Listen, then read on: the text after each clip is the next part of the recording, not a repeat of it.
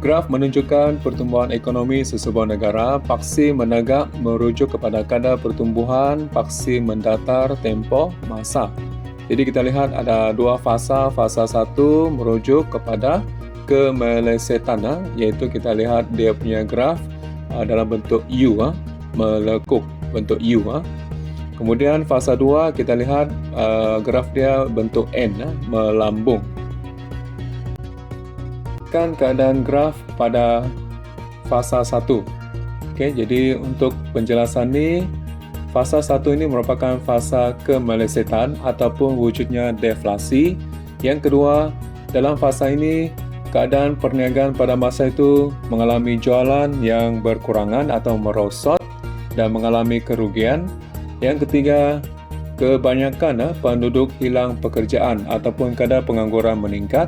Yang keempat, menyebabkan penduduk kurang pendapatan ataupun tiada wang untuk berbelanja. Dan akhir sekali, penduduk kurang membeli barangan ataupun permintaan semakin berkurangan. Keadaan graf yang berada di fasa 2. Okey, kita lihat dalam fasa 2 ini merupakan fasa melambung. Okey, yang kedua, keadaan fasa ini kebanyakan perniagaan ini adalah berkembang rancak. Jadi perniagaan dapat menambahkan pengeluaran ataupun jualan. Yang ketiga, perniagaan dapat menambahkan lagi bilangan pekerja ataupun kurangnya kadar pengangguran. Dan yang keempat, apabila penduduk mempunyai pekerjaan, sudah pasti penduduk mempunyai pendapatan.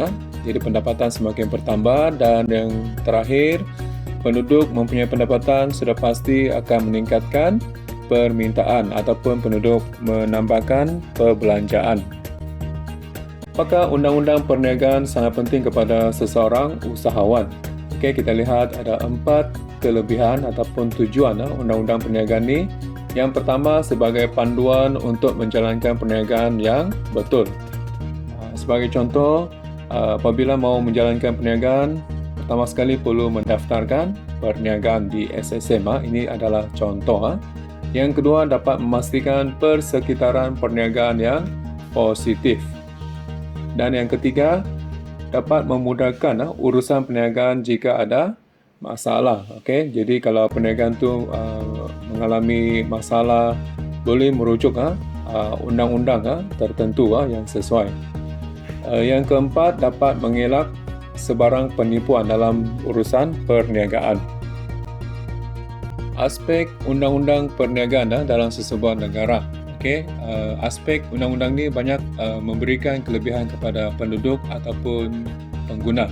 Okey, yang pertama dari segi kesihatan dan keselamatan, aspek pekerjaan. Okey, kita fokus kepada penduduk sesebuah negara.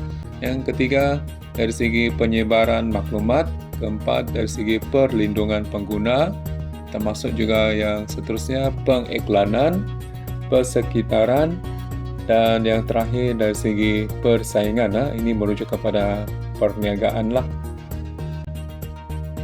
Analisis faktor-faktor yang membawa perubahan kepada persekitaran perniagaan. Okey, yang pertama kita lihat faktor dalaman perniagaan dalam sesebuah organisasi. Okey, apabila menyebut faktor dalaman, yang paling penting faktor kewangan, faktor gaya pengurusan, faktor sumber manusia ataupun tenaga pekerja. Ini merupakan 3 perkara yang paling penting perlu digemblengkan.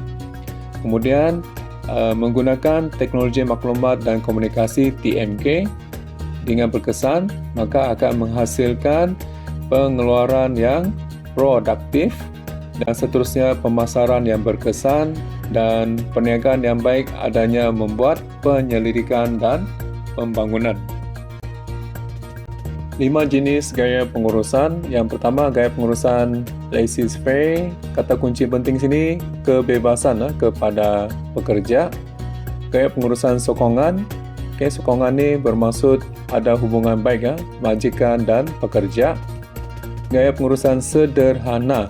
Bila sebut sederhana ni, majikan ingin menjaga hubungan dengan pekerja. Gaya pengurusan autokratik. Autokratik ni maksudnya kata kunci di sini majikan sangat tegaslah. Dan gaya pengurusan demokratik.